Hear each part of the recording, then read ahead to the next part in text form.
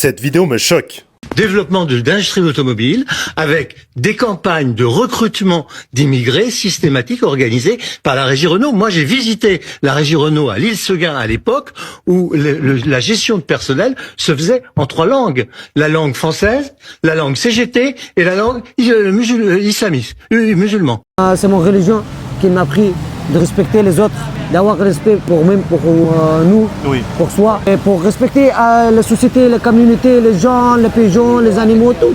Tu es de quelle religion? Moi, je suis musulman. Et qu'est-ce que tu penses des médias, du journal qui disent que les musulmans, ils sont dangereux? On met toujours le problème sur les musulmans. Non, c'est pas ça. Ça commence par rapport comme le virus de Corona. À cause des Chinois, des Asiatiques, Ah, on trouve toujours quelqu'un, Voilà. c'est toujours plus facile. Voilà.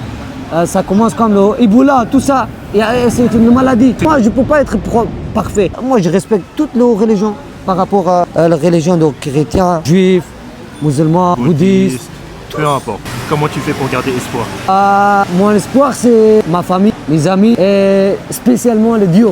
Allah subhanahu wa ta'ala. C'est lui qui le facilite à tout le monde, c'est pas pour moi. Même là où on peut être de différentes religions. Oui. Mais S'asseoir ensemble et parler. Voilà. On peut être d'origine différente, s'asseoir et parler. Exactement. Et c'est ça que j'essaie de montrer, c'est que on ne met pas juste une étiquette, toi t'es comme ça, on est humain, on peut s'asseoir, parler. Ouais. Comment tu fais pour rester sur le droit chemin et pas faire de bêtises par exemple? C'est moi. Accroître mon religion et avoir de bons amis. L'entourage Et c'est important. Là, et avoir une place pour mon sécurité, de dormir bien. Là ça fait 10 ans que tu es ici à Stalingrad. Ouais. À Stalingrad. Ça fait 10 ans. Je pratiquais pas beaucoup ma religion. Ouais. Du coup, je reste. Je faisais toutes les bêtises en fait.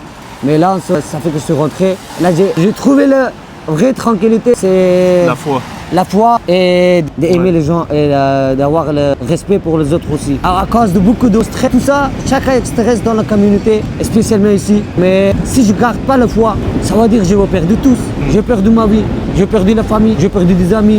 Tu perds toi aussi. Ma religion, Oui c'est ça. c'est plus important. C'est ça très que ça important. me garde Regardez de fort. partager avec des gens, de parler avec des gens, de rester ici, d'aider les autres. Oui. C'est pas que pour montrer des gens que moi j'ai des gens en fait. C'est pas, ça m'intéresse pas du tout.